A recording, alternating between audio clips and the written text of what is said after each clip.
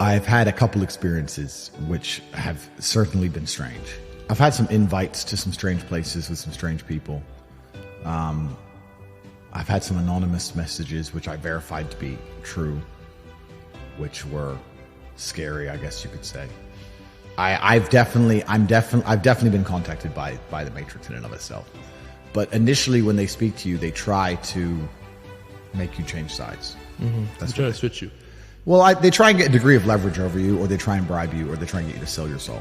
Yeah. So they'll try and invite you to a party where you do some degeneracy and they get it on video, or they try and get a threat against you and try and blackmail you, or they try and offer you a whole ton of money for this contract, but you have to be careful what you say now. And they try very hard initially to get you without violence. Yeah, without violence. They try with degeneracy.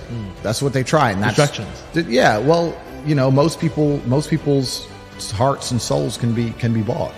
So when they can print unlimited money, why would they go the route of violence? They can just print unlimited money and give it to somebody and own them. Yeah. But when you're like me and you don't care about money, and you also have morals as a person, I am their threat. They can't buy me, and they've tried, and they can't convince me with a little bit either, or a lot.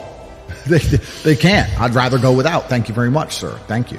So they can't. I'm good. Yeah, I'm good. So, and that frustrates them because 99% of men in my position start chasing girls, chasing money, and then you end up controlled. Yeah, but I think that like maybe a lot of that mindset that you have now is because you've already got the money, you've already got the woman. But do you think that in the earlier stages when you were really trying to chase the money, that this could have tempted you, or you know they could have maybe helped? Yeah, I don't think I've ever would have sold my soul because I have a baseline morality. However, yeah, you're right. I do live in abundance, so it's easy for me to say no. But greed is real, and humans are all naturally greedy. No matter how much you have, you want more, right? Yeah. If someone comes along now and offers me $200-300 million, you're still going to sit and think, that would be nice, right? But in fact, the more you want, the more you have, the more you want. But this is where we were talking about morality, and we were talking about Dubai, and we were talking about religion. Let's even talk about Islam. That's the reason I have so much respect for Islam as a whole, because I have so much respect for it because they have a baseline morality. We're here in Dubai. You could walk outside and find a poor construction worker who just moved here, who's earning, I don't know, no money, can barely afford to eat, and offer him $1 million to denounce the Prophet. He won't do it. No way. He'll never do it. He'll never do it. Whereas in the West, if you were to go and find a Christian, $1. Yeah, it doesn't mean anything, right? So it's that baseline morality that they can't corrupt, that they're afraid of. It's why they're afraid of Islam. It's why they're afraid of me. It's why they're afraid of people who sit and say there is more to life and existence in this and the next than simply degeneracy or being bought and owned. And I feel like Islam, the way they talk about Islam, it's kind of like you see the patterns. Whenever there's a force that's trying to change people, they'll try to put labels on it. The literal name Islam comes like salam. It means peace. Yeah. But they'll try to put these labels on it because they don't like Islam. Yeah, they don't like anything they can't completely and utterly control. Yeah, and Muslims are uncontrollable. Well, yeah, they have a higher purpose and a higher calling. I do think a lot of the world's problems, especially in the West, with the absolute degeneracy and the work of, what do you say, shaitan? Shaitan, yeah. The work of shaitan? Shaitan.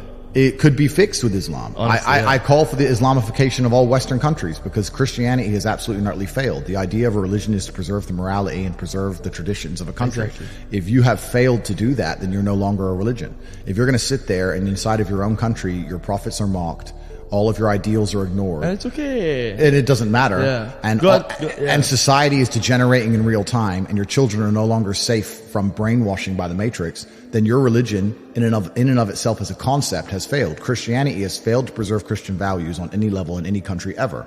So now that you know it's a failed religion, that only leaves one religion left in which you can install. Degeneracy will disappear. Yeah. Crime will disappear. Mm-hmm. Men and women will stay families again. People will have children. And all the world's problems will be fixed. They'll chase their goals. Absolutely. I call for the Islamification of the entire Western world because otherwise we have atheistic countries. And when you remove religion, now what do you have? People are now adhering to woke ideology and this new insane religion. Everybody has a religion. If you remove Christianity from the West, you don't have atheists. You now have these people adhering to this woke, new world, liberal psychopathy where people are doing absolutely insane and disgusting things to each other and children. And they're sitting there saying that that's progressive somehow. And it's absolutely and utterly disgusting. So if we need a God to believe in to preserve morality and decency amongst humanity, then let's have a God that people actually fear and respect. And that's why Islam is the only religion left on the planet. There's no other religion you can possibly name that even matters. خلاص, now we have to make your name like Ibrahim Tate or something. Let's do it.